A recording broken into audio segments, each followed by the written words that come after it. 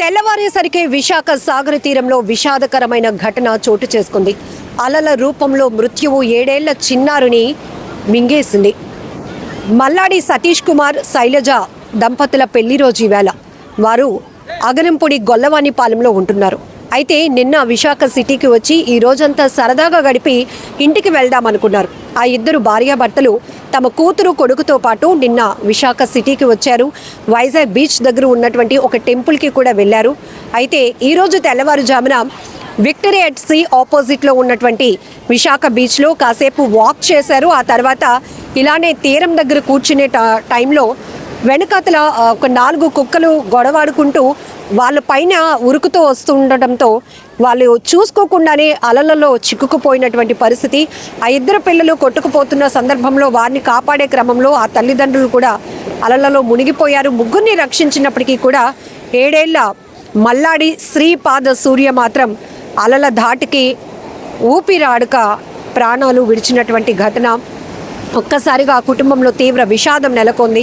ప్రస్తుతానికి ఆ భార్యాభర్తలు ఇద్దరితో పాటు కూతురు కూడా కేజీహెచ్లో క్యాజువాలిటీలో అయితే ట్రీట్మెంట్ తీసుకుంటున్నారు. ఆ చిన్నారి మృతదేహాన్ని పోస్ట్ మార్టం నిమిత్తం కేజీహెచ్ మార్చురీకి అయితే తరలించారు.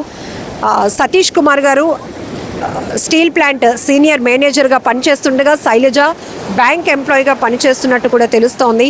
అయితే వాళ్ళ తాతయ్య గారు రిటైర్డ్ టీచర్. ఆయన మార్చురీ దగ్గర కొన్ని డీటెయిల్స్ కూడా మనతో మాట్లాడుతూ చెప్పడం జరిగింది.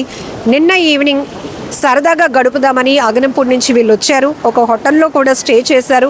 రాత్రి ఒక టెంపుల్కి కూడా వెళ్ళి దైవ దర్శనం చేసుకున్నారు. ఉదయం సరదాగా గడిపి మధ్యాహ్నం రెస్టారెంట్కి వెళ్ళి భోజనం అది చేసి ఈవినింగ్ చాలా జాగ్రత్తగా ఇంటికి వచ్చేస్తాము అని చెప్పి కూడా చెప్పెళ్ళినటువంటి తన కూతురు, అల్లుడు, మనవరాలు, మనవడు నలుగురు వెళ్ళినప్పటికీ ఇప్పుడు మనవడిని కోల్పోయాను అంటూ ఆయన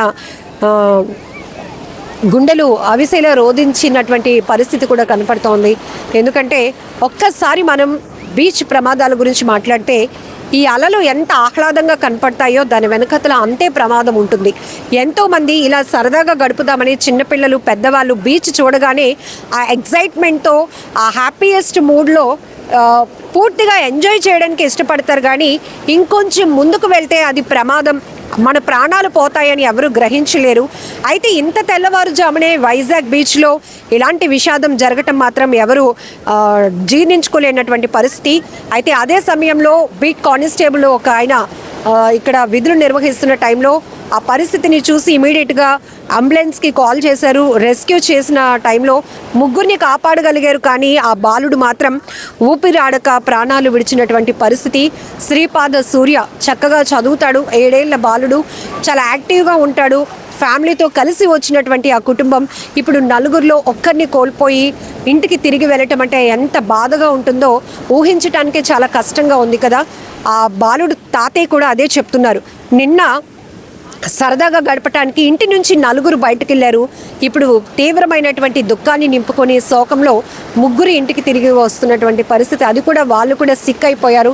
ఎందుకంటే ఇది సాల్ట్ వాటర్, దాంతోడు చాలా ఫోర్స్గా అలలు వస్తూ ఉన్నాయి కాబట్టి వాళ్ళు కూడా అలలలో చిక్కుకోవడం వల్ల ఇప్పుడు ప్రస్తుతం వాళ్ళకి ట్రీట్మెంట్ అయితే అందుతోంది. కానీ నా మనవడిని కోల్పోయానమ్మా అంటూ ఆయన కన్నీటి పర్యంతమైనటువంటి విషయం చాలా బాధాకరం. ఇక్కడ ఒక్కసారి చూడొచ్చు మనం వైజాగ్ బీచ్లో ఎక్కడికక్కడే హెచ్చరిక బోర్డులు కూడా ఉంటాయి. ఎందుకంటే కొన్ని చోట్ల చాలా లోతుగా ఉంటుంది. సీని మనం అక్కడ అంచనా వేయలేం. ఎందుకంటే చూడటానికి చాలా ప్లెయిన్గా వేవ్స్ వస్తూ ఉంటాయి, ఇదే మనకు తెలుసు. కానీ రిప్ కరెంట్ అనేది పాస్ అవుతూ ఉంటుంది. అక్కడ వాళ్ళు ఎవరైతే స్నానానికో ఈతకో దిగటానికి ప్రయత్నించే వాళ్ళు మాత్రం ఆ రిప్ పవర్ అనేది వెనక్కి లాగేస్తూ లోపలికి తీసుకుపోతూ ఉంటుంది. ఆ టైంలో ఎంతో నైపుణ్యం కలిగిన గజ ఈతగాళ్ళు కానీ కోస్ట్ గార్డ్ వాళ్ళు అయితే కానీ రక్షించగలరు. కానీ మిగతా వాళ్ళు ఎవరు మన కళ్ళెదుటే వారిని కొట్టుకుపోతున్న వారిని రక్షించలేనటువంటి పరిస్థితి. అందుకే ముందస్తుగానే ఇలాంటి ప్రమాదాలు అంచనా వేసుకొని జాగ్రత్తగా ఉండాలి. కాసేపు ఏదో బీచ్ని ఎంజాయ్ చేసామా వెళ్ళామా అన్నట్టే ఉండాలి తప్ప సరదాలో మునిగిపోయి ప్రాణాలు పోగొట్టుకునే పరిస్థితి వరకు తెచ్చుకోవద్దు అని అనేక సందర్భాల్లో హెచ్చరించినటువంటి పరిస్థితులు కూడా ఉన్నాయి. సో మనం కూడా ఐ డ్రీమ్లో చాలా అవేర్నెస్ క్యాంపెయిన్స్ కూడా చేశాం.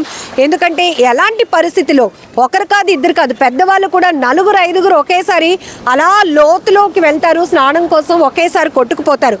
ఈవెన్ అక్కడ అదృష్టవశాత్తు గజ ఈతగాళ్ళు కానీ కోస్ట్ గార్డ్ సిబ్బంది ఎవరైనా అందుబాటులో ఉంటే వాళ్ళని ప్రొటెక్ట్ చేయగలుగుతారు. లేదు అంటే కళ్ళ ముందే కొట్టుకుపోతున్నా కూడా ఎవరిని కూడా ప్రాణాలకు తెగించి వెళ్ళి రక్షించే పరిస్థితులు ఉండవు. ఇలాంటి సందర్భంలోనే అనేక మంది ఇదే సాగర తీరంలో తమ ప్రాణాలు పోగొట్టుకున్నటువంటి పరిస్థితులు కూడా మనం గతంలో అనేకం చూసాం.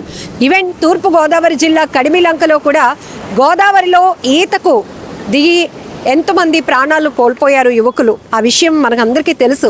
ఈ సమ్మర్ సీజన్లో సమ్మర్ హాలిడేస్ సందర్భంగా పిల్లలు చాలా అల్లరి చేస్తూ ఉంటారు, కానీ పెద్దవాళ్ళుగా మనం కంట్రోల్ చేయాల్సిన బాధ్యత ఉంది. అయితే ఇక్కడ మాత్రం వాళ్ళు పాపం ఇలా ఒడ్డునే కూర్చున్నారంట, కానీ కుక్కలు అక్కడ గొడవాడుకుంటూ వాళ్ళ మీదకు దూసుకురావడంతో ఆ భయంతో వాళ్ళు ముందుకు ఉరికి ఇలా అలల దాటికి చిక్కుకుపోయారు. కానీ ఆ బాబును మాత్రం ప్రాణాలతో కాపాడలేనటువంటి పరిస్థితి. తీవ్రమైనటువంటి దుర్ఘటన ఇది. ఎందుకంటే ఇంత పొద్దున్నే ఇలాంటి ఘటన జరిగిందా అంటే ఎవరు నమ్మలేకపోతున్నారు. కానీ అనేక ప్రాంతాల్లో బీచ్ ప్రమాదాలే కాదు, నీటి ప్రవాహంలో కొట్టుకుపోయి చాలామంది పిల్లలు పెద్దవాళ్ళు కూడా ప్రాణాలు కోల్పోతున్నారు. యువకులు చేతికి అందొచ్చినటువంటి బిడ్డల్ని కోల్పోతే ఆ కన్న తల్లిదండ్రుల బాధ ఎలా ఉంటుందో కూడా మనం మాటలో చెప్పలేం. అంత గుండెలు రోదన, గుండె ఎంత బరువెక్కిపోతుందో. ఎందుకంటే వాళ్ళు పెళ్లి రోజు చక్కగా ఆయన స్టీల్ ప్లాంట్ ఎంప్లాయీ, ఆమె బ్యాంక్ ఎంప్లాయీ, ఇద్దరు పిల్లలతో హ్యాపీగా ఎంజాయ్ చేద్దాం, ఇక సమ్మర్ హాలిడేస్ కూడా అయిపోతున్నాయి కదా, ఈ 4 డేసే కదా, ఈరోజు ఎలాగైనా చాలా బాగా ఎంజాయ్ చేసి వద్దామని అనుకున్నారు. కానీ ఇలా ఏమి మరి ఎలాంటి దిష్టి తగిలిందో, విధి కన్ను కొట్టిందో తెలియదు. కానీ ఆ బిడ్డను కోల్పోయినటువంటి బాధలో ఒకవైపు, మరొక వైపు వాళ్ళు ట్రీట్మెంట్లో ఉన్నారు, అదొక బాధ. ఎంత విషాదకరమైన ఘటన. ఒక్కసారి మనకు మనమే జాగ్రత్త వహించాల్సినటువంటి అవసరం కూడా ఉంది. కొన్ని ప్రమాదాలు అనుకోకుండా జరుగుతూ ఉంటాయి, కానీ ఈ బీచ్ ప్రమాదాలు మాత్రం మన పర్యవేక్షణ, మన వ్యక్తిగతమైనటువంటి శ్రద్ధ కూడా చాలా అవసరం. ఇది ఎంత ప్రమాదమో మనం గమనించాలి. ఇక్కడే మనం చూస్తున్నాం, ఉదయం విక్టరీ ఎట్ సీ ఆపోజిట్లో ఉన్నటువంటి సాగర తీరంలోనే ఆ చిన్నారి ప్రాణాలు కోల్పోయాడు. ఇక్కడే ఓ కుటుంబంలో తీవ్ర విషాదమైనటువంటి ఘటన నెలకొంది. ఇలా ఫోర్స్గా వస్తున్నటువంటి అలలను మనం ఎప్పటికీ అంచనా వేయలేం. ఇక్కడికి వచ్చిన తర్వాత ప్లెయిన్గా ఉంటుంది కదా, స్నానం చేద్దాంలే, ఇంకొంచెం ముందుకు వెళ్దాంలే అనేటటువంటి ఆలోచనలోనే ఉంటారు. కానీ ఇంకాస్త ముందుకు వెళ్తే అది ఎంత ప్రమాదంగా మారుతుందో, ఆఖరికి ప్రాణాలు తీస్తుందో అనే విషయం మాత్రం చాలామంది గమనించలేరు. ఎక్కడికక్కడే హెచ్చరిక బోర్డులు కూడా ఉంటాయి. ఎందుకంటే అక్కడ లోతైన ప్రాంతాల్లో రిప్ పవర్ జనరేట్ అయిన ప్రాంతాల్లో ఖచ్చితంగా పోలీసులు మాత్రం కోస్టల్లో హెచ్చరిక బోర్డులు ఉన్నప్పటికీ కూడా అవేమి కొంతమంది పట్టించుకోకుండానే ఈ స్నానంలో కావచ్చు, ఈతలో మునిగిపోతూ ఉండి ప్రాణాలు పోగొట్టుకుంటారు. ఏదేమైనా ఈరోజు అలల రూపంలో మృత్యువు ఆ పిల్లాడిని కాటేసింది. ఆ కుటుంబంలో తీవ్ర విషాదాన్ని నింపిందని చెప్పొచ్చు. చాలా బాధాకరమైన ఘటన. ఇలాంటి ప్రమాదాలు జరగకుండా ఉండాలంటే మనం కూడా జాగ్రత్తగా ఉండాల్సిన అవసరం చాలా ఉంది. తెల్లవారేసరికే విశాఖ బీచ్లో విషాదకరమైన ఘటన. 7 ఏళ్ల బాలుడు కన్న తల్లిదండ్రుల ముందే కొట్టుకుపోయినటువంటి విషాద ఘటన. ఆ తల్లిదండ్రులు అసలు గుండెలు అవిసేలా రోధిస్తున్నారు. మరొక వైపు వాళ్ళు కూడా పరిస్థితి బాగాలేదు. నలుగురు కలిసి, అమ్మ, నాన్న, అక్క, తమ్ముడు, మొత్తం నలుగురు కలిసి సరదాగా బీచ్ కని వెళ్ళారు. అంతలోనే అలల ధాటికి నలుగురు కొట్టుకుపోగా ఆ బాలుడు మృతి చెందినటువంటి తీవ్ర బాధాకరమైన ఘటన ప్రతి ఒక్కరిని కలిచివేస్తోంది. అసలు ఏం జరిగింది? ఇంత ఉదయాన్నే వాళ్ళు నలుగురు కుటుంబంతో సహా బీచ్కి ఎందుకు వెళ్ళారు? ఈ విషయాలు అడిగి తెలుసుకుందాం. బాబు వాళ్ళ తాతయ్య గారు మనతో పాటు ఉన్నారు. సరే, ఏం జరిగింది? చాలా బాధాకరమైన. ఉదయం మామూలుగా బీచ్లో కూర్చున్నారండి, సరదాగా బీచ్ ఎంజాయ్ చేద్దామని కూర్చున్నారు. ఆల్రెడీ ఈరోజు మా అమ్మాయి పెళ్లి రోజు సందర్భంగా అక్కడికి వెళ్ళారు. అక్కడ ఏదో టెంపుల్ ఉంటే అక్కడికి వెళ్ళి అక్కడ పక్కనే రూమ్ తీసుకుని ఎదురుగుండా వ్యూ కనిపిస్తుందని చెప్పి బీచ్లోకి చూడ్సు పొద్దున్నే మార్నింగే వాకింగ్ అని అక్కడికి వెళ్ళి అక్కడ కూర్చున్నారు. ఈ లోపల వెనకాల ఏదో 4-5 కుక్కలు కొట్టుకుంటున్నాయి. కొట్టుకుని 2 కుక్కలు ఏమో మీద పడబోతుంటే గబుక్కుని అక్కడి నుంచి ఒక్క ఉదుటం చూసి పక్కకు వచ్చారు, కొంచెం ముందుకు వచ్చారు. ఈ లోపలే 2 అలలు గబుక్కుని వచ్చి పిల్లలు ఇద్దరిని కొట్టుకుపోతుంటే పెద్దవాళ్ళు కూడా దూకేసేటప్పటికి ఆ పిల్లాడికి మాత్రం చాలా సీరియస్ అయింది. కేజీహెచ్ తీసుకొస్తే బట్ ఈజ్ నో మోర్. చాలా దురదృష్టకరమైన విషయం. పొద్దున్నే మా మనసు హృదయాలను కలిచివేసింది. అంతవరకే నాకు తెలుసమ్మా. బాబు పేరు శ్రీపాద సూర్య, మల్లాది శ్రీపాద సూర్య. వాళ్ళ నాన్నగారి పేరు M Satish Kumar, steel plant employee. వాళ్ళ అమ్మ పేరు K Shailaja, is a bank employee. నేను తాతగారిని, నేను రిటైర్డ్ టీచర్ని. సార్, నలుగురు ఉదయానికి ఇలాంటి ఘటన అంటే చాలా బాధాకరం. చాలా బీచ్ ప్రమాదాలు చూసాం, కానీ సో ఇక్కడ కుక్కలు వల్ల వాళ్ళు చాలా దూరంగా కూర్చున్నారు, వీళ్ళు పైన కూర్చున్నారు బీచ్లో. ఆ కుక్కలు వస్తున్నాయి, గబుక్కుని కిందకి దూకేసి అలా పరిగెడుతుంటే ఈ లోపల మరి అలలొచ్చి కొట్టుకుపోయి చెప్పారు. మరి అక్కడ ఏం జరిగిందో ప్రత్యక్షంగా మేమైతే చూడలేదు. వాళ్ళు చెప్పిన, వాళ్ళ అమ్మ వాళ్ళు చెప్పిన విషయం అది. ఫ్యామిలీ అంతా ఎక్కడ ఉంటున్నారు సార్? ఎందుకు ఫ్యామిలీ అగనంపూడిలో ఉంటున్నామమ్మా. అగనంపూడిలో సూర్య టవర్స్ అని చెప్పి హాస్పిటల్ రోడ్లో ఉంటుంది. ఆ ప్లాట్ 204లో ఉంటాం మేము యాక్చువల్లీ.